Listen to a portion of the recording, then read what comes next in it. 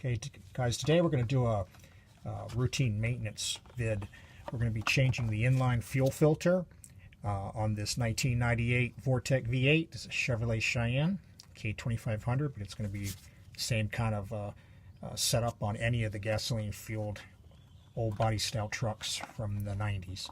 So we're going to do first is we've cracked the gas cap to let out any pressure. And we're going to start putting some rags in here because this is going to be a somewhat messy job. There's going to be some residual fuel that is going to run out from either side of this filter.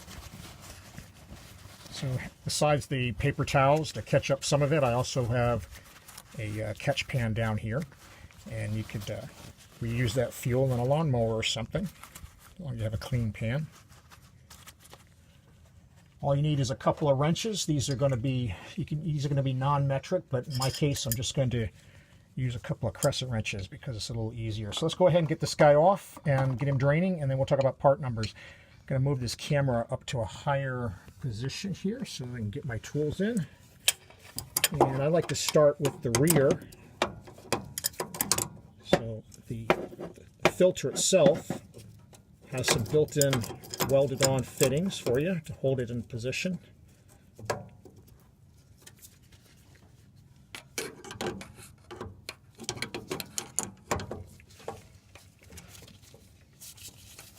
A little easier with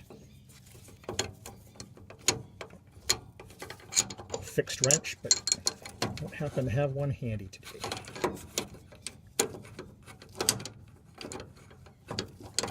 I like to get it as tight as I can just to avoid any slippage.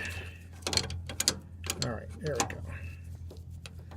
All right, let's do this. So it's just a standard lefty-loosey deal.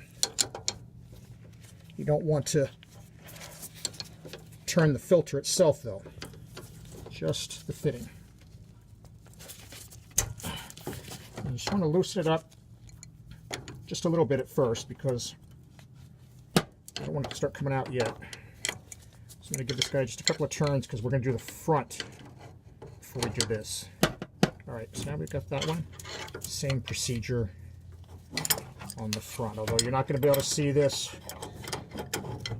Hopefully you get it from what we just did on the back. It's very simple, straightforward.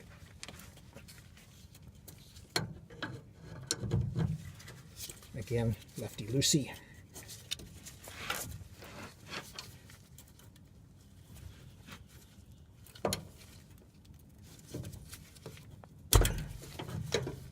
Sometimes I like to turn it a little bit in the tight direction first just to help with cracking the torque. All right.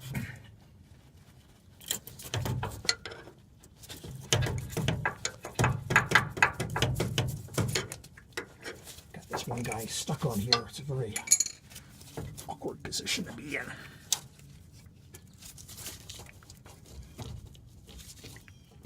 Good news is it was nice and tight and didn't strip anything. All right. So now I'm going to start with the front side, undoing it by hand. I'm going to have a little bit of fuel come out. I do the front just in case there's any pressure left. I don't want this stuff squirting in my eye, even though I'm wearing safety goggles. Don't need to take a bath in any fuel. Okay, so there's just a little bit of fuel you can see dripping out the front. Going to wiggle this a little bit just again to try and get whatever residual is coming out here. Now that's dripping. I'm going to start to undo the backside, and I'm going to get my pail in position underneath me.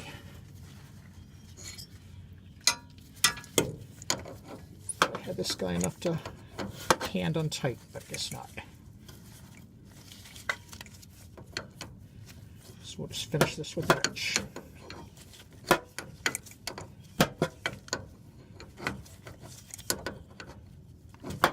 Sorry about that, guys. Just a little bit of corrosion on here, I guess, making it a little tighter than usual to get off with your finger.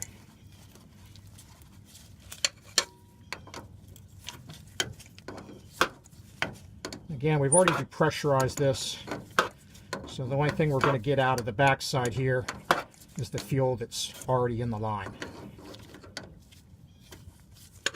And we're going to let that run out as well. I don't know why this guy is so hard to turn, though.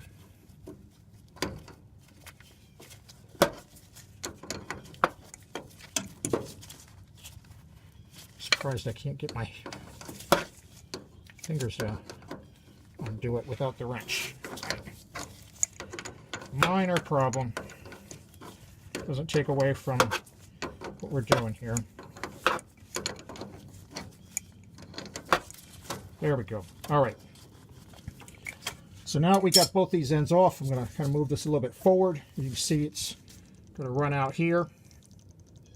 And again, it's just going to run out what's in the pipe. I'm just going to let it run out a little bit here. Then I'm going to pull this out of the way. And I'm going to take the old, slide it out of this plastic bracket. Just like that. Okay. Let the fuel run out into the pan.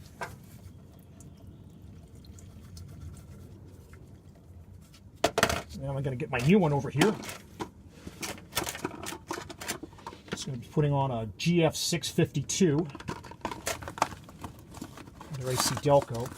The manual is going to call for a discontinued part, the GF626, and that was later replaced by a GF481 that's also discontinued. So the GF652 is the current one. And you want to look here and make sure you got the direction of the flow, the arrow's direction. You want to have the direction of the flow towards the engine. So again, we're going to slide this down.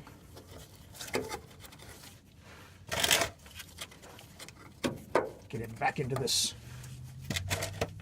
plastic holder.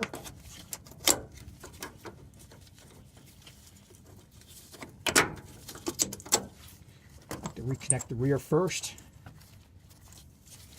and then the front.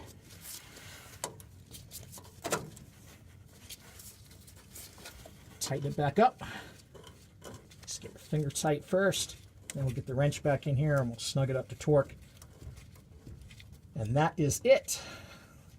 After you got everything tightened up, you can go in and turn the key, and as you turn the key on these, this is a 98, so most of these later years you turn the key, you'll have a pre-prime on the fuel pump, and that'll give you an opportunity to check for any leaks.